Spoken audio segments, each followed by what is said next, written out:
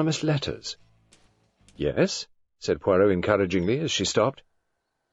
"They're really always lies, aren't they?" "They are sometimes lies," said Poirot cautiously. "Usually," she persisted.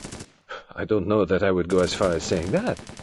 Sheila Rendell said vehemently, "They're cowardly, treacherous, mean things." "All that, yes, I would agree." "And you wouldn't ever believe what was said in one, would you?"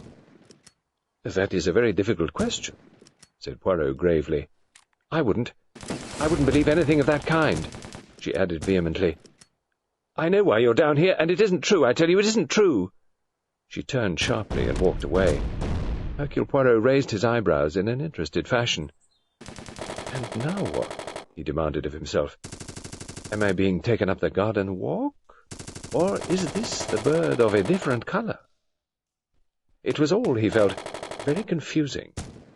Mrs. Rendell professed to believe that he was down here for a reason other than that of inquiring into Mrs. McGinty's death. She had suggested that that was only a pretext. Did she really believe that? Or was she, as he had just said to himself, leading him up the garden walk? What had anonymous letters got to do with it? Was Mrs. Rendell the original of the photograph that Mrs. Upwood had said she had seen recently? In other words, was Mrs. Rendell Lily Gamble? Lily Gamble, a rehabilitated member of society, had been last heard of in Era. Had Dr. Rendell met and married his wife there, in ignorance of her history? Lily Gamble had been trained as a stenographer. Her path and the doctor's might easily have crossed. Poirot shook his head and sighed. It was all perfectly possible, but he had to be sure. A chilly wind sprang up suddenly, and the sun went in. Poirot shivered and retraced his steps to the house. Yes, he had to be sure. If he could find the actual weapon of the murder— And at that moment, with a strange feeling of certainty, he saw it. Afterwards, he wondered whether subconsciously he had seen and noted it much earlier. It had stood there, presumably, ever since he had come to Longmeadows. There, on the littered top of the bookcase near the window.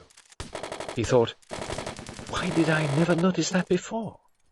He picked it up, weighed it in his hands, examined it, balanced it, raised it to strike. Maureen came in through the door with her usual rush, 2 dogs accompanying her. Her voice, light and friendly, said, "Hello, are you playing with the sugar cutter?" "Is that what it is, a sugar cutter?" "Yes, a sugar cutter, or a sugar hammer. I don't know what exactly is the right term. It's rather fun, isn't it? So childish, with the little bird on top."